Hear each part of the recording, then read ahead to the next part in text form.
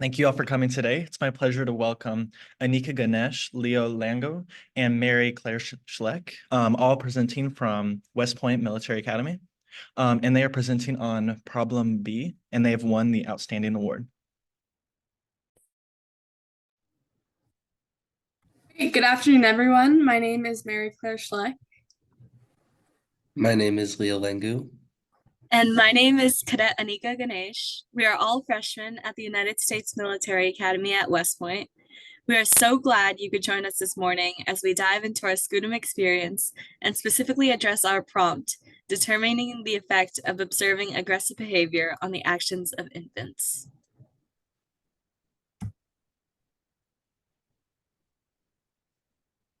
So first, we would like to provide a little bit of background about how we became involved in SCUDEM. So last semester, Leo, Anika, and I began our journeys in the Advanced Core Mathematics program here at West Point. So we were all enrolled in MA 153, which is Math Modeling and Introduction to Differential Equations. So on the first day, Anika and I sat next to each other in class. We soon became friends, and we worked on pretty much every project, every assignment together throughout the semester. And when it came time to put in for our final project, we were offered the opportunity to enter SCUDEM, which sounded like a great opportunity for us to hone our math modeling skills and present our findings to a larger audience in instances like this. So this is where Leo comes in. Leo joined our SCUDEM group from another class section. And the three of us became fast friends and really productive partners. Now that we had enrolled in SCUDEM and came together as a group, it was time to choose our SCUDEM prompt. Now, I'm sure that you're familiar with the SCUDEM prompts, and if you aren't, then think about it as essentially picking between kangaroos, babies, and dogs. We bounced back and forth between multiple ideas and approaches to the prompts, and initially we had chosen to adjust the dog prompt, which would entail modeling the path of a treat towards the dog's mouth and taking into consideration the dog's ability to catch, among other things. While it seemed like a project that we were interested in at first, we decided to go back and reconsider before we settled on modeling infant aggressiveness.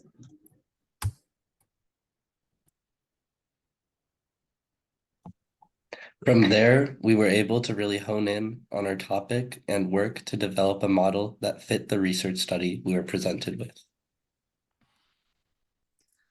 So our real world problem was the question of whether toddlers punish bad behavior that they observe. So by using the source that SCUDEM provided us, we were able to put this question in the context of real infants who observed using the gaze factor to punish bad behavior that they observed.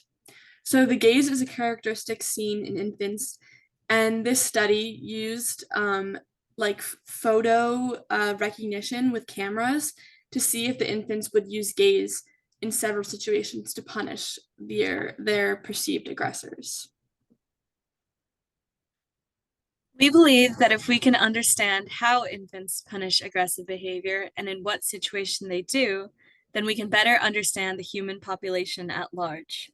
These interactions that we observe in infants can be seen in larger population in adults who do the right thing at the right time, even if that means correcting others.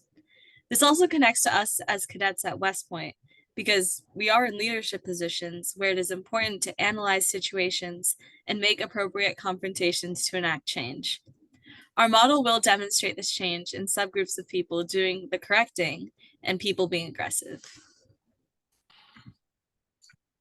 So now moving on to our math modeling portion.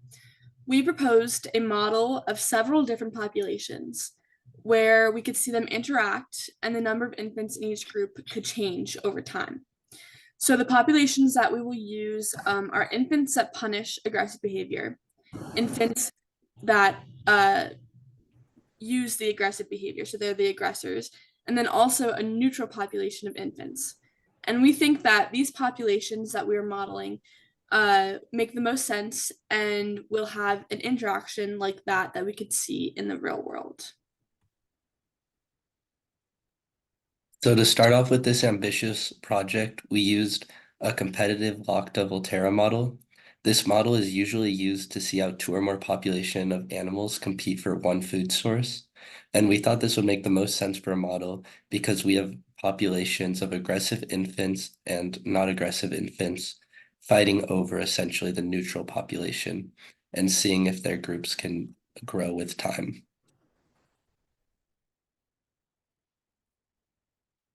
To make our model, we will need to introduce some assumptions. Our first assumption is that there are a net amount of people in the total population, and that does not change, so nobody dies and nobody's born. The next assumption is that the likeliness to act is shared by a group of infants, meaning that all the infants who are exhibiting aggressive behavior have the same likeliness of doing that aggressive behavior.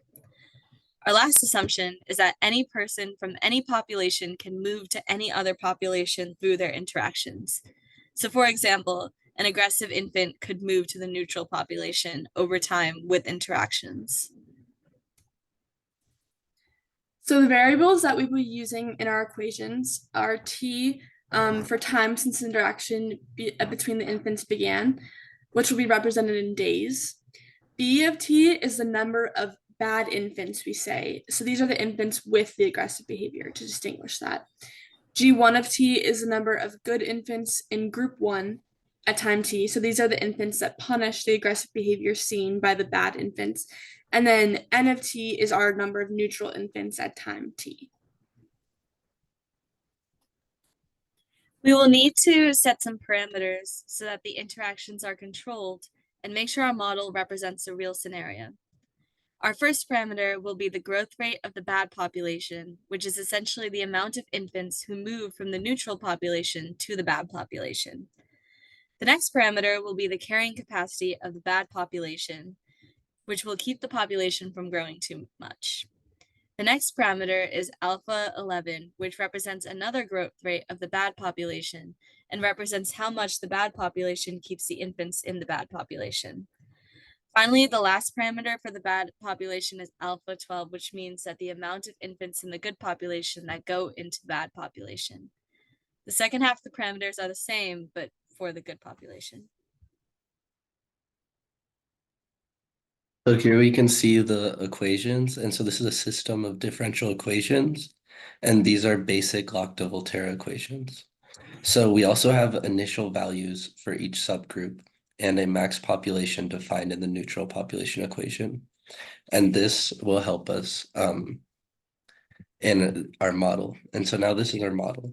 And so we chose arbitrary parameters to get this model because the study did not provide any qualitative data.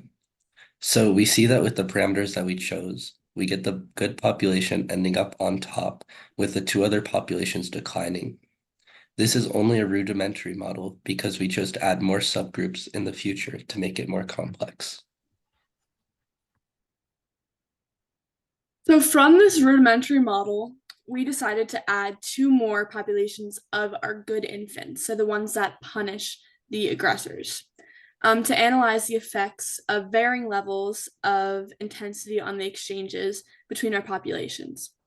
So we speculated that this would have interesting effects and would upset the dynamic that we previously observed in our rudimentary model. So to clarify, our variables and parameters will follow the previous trend, so we won't directly redefine them for our upcoming equations. So these are complicated equations. We just added two more equations to represent the two more good populations and a few more parameters so that each population interacts in the way that we would expect them to in our solution curve. So this is the table of all our parameters. And basically what we did was some guess and check so that the good 3 population was the most likely to act. And this made sense so that this would make sense in our real life scenario. So this is our adjusted transform step. And we can see that the good 1 population that was less likely to act eventually, as we could say, died out, or more realistically, they moved into the other populations. And that the most extreme population, good 3, ended up on top. So we see again that the bad population declines significantly and that the neutral population levels out. In this model, we change the parameters so that good 2 is most likely to act. You can see that the ones highlighted in red are the change parameters. So as we change these parameters, we can see the change in the actual populations. So now good 2 is on top instead of good 3.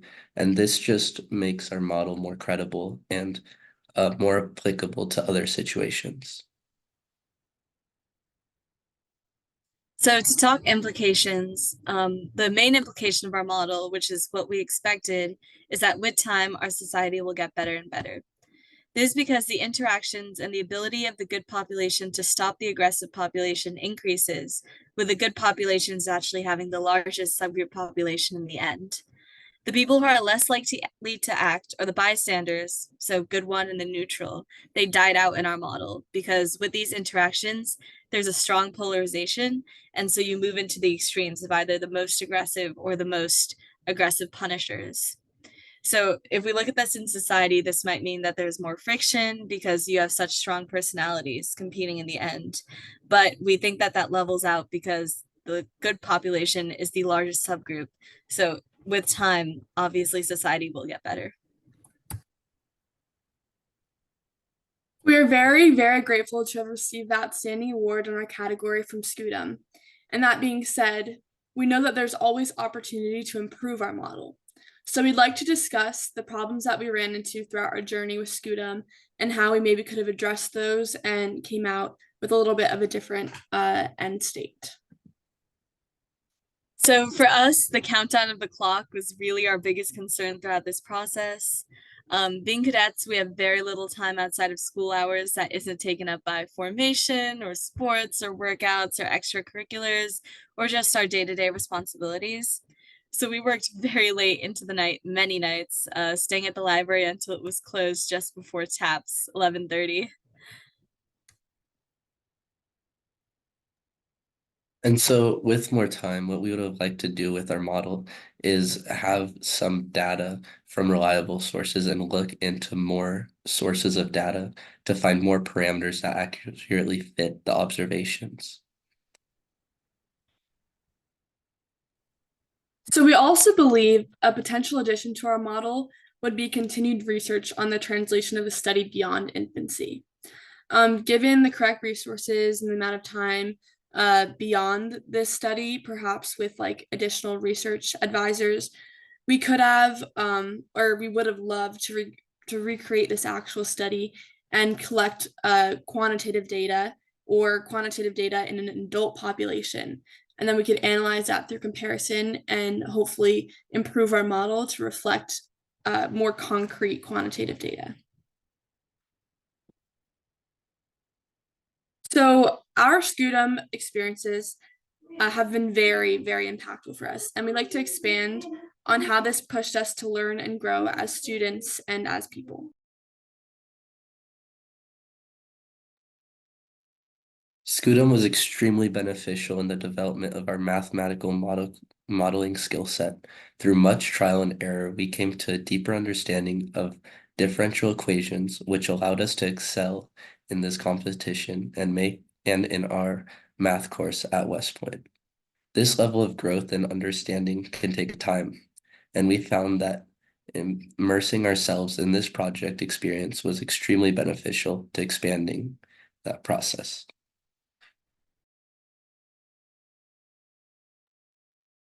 So, as freshmen at West Point, the demands of our everyday lives are pretty extensive and intensive. So, we found our time spent together discussing math, but not only math. Pretty much, we would talk into late nights about many other things as well. It was really refreshing. And I'm so grateful to have met Anika and Leo this semester. And I think that's a pretty shared feeling. So, this project pushed us to develop ourselves not only mathematically, but also as people. So developing ourselves and each other, and we were all better from this experience. So this concludes our brief. Thank you very much for watching.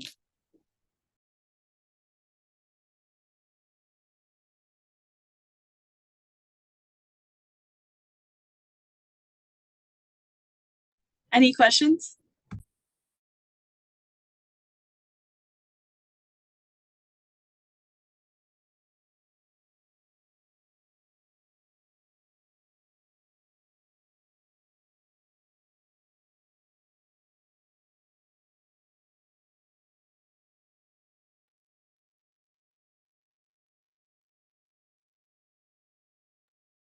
We'll stay on for a few more minutes if anyone has any more questions.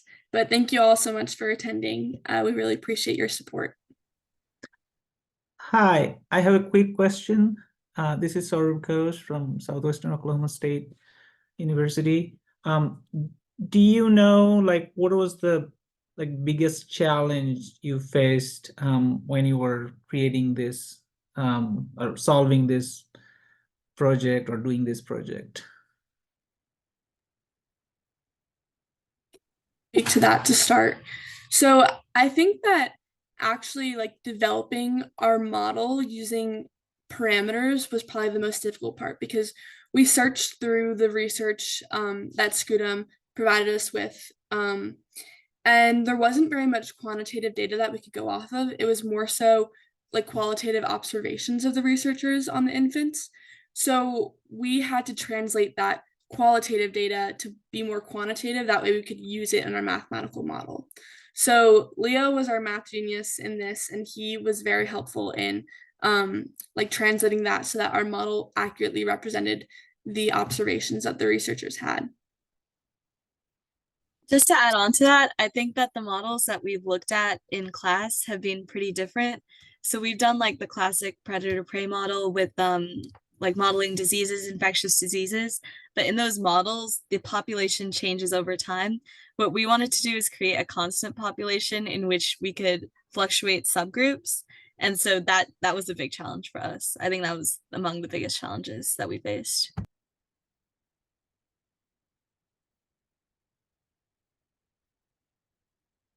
So what are the resources, for example, you looked at? Like, did you look at any research papers which has similar type of, model, or did you like try to look at something which could be similar to this? Or like, what are the resources kind of you used? Sure. So we definitely referenced the actual research study that SCUDEM presented to us the most, seeing as that was the research that they wanted us to model our project off of. But in addition to that, we were also in contact with a child psychologist at Montclair State University in New Jersey, who acted kind of as a mentor towards us in the latter end of our like project experience. And he told us about like his personal research in like child behavior. So he's not a mathematician at all, but he was just expressing to us similar experiences that he had that accurately described the changes that we wanted to represent in our model.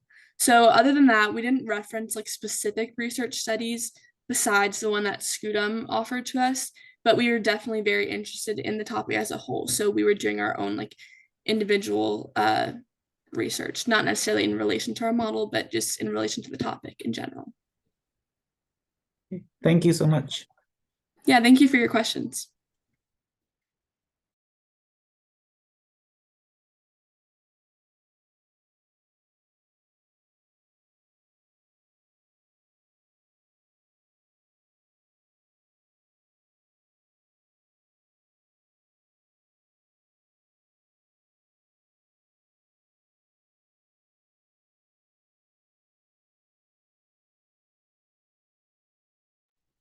So if no one has any more questions, I think we're going to jump off now. But thank you all so much for sitting on our presentation. Really appreciate your support.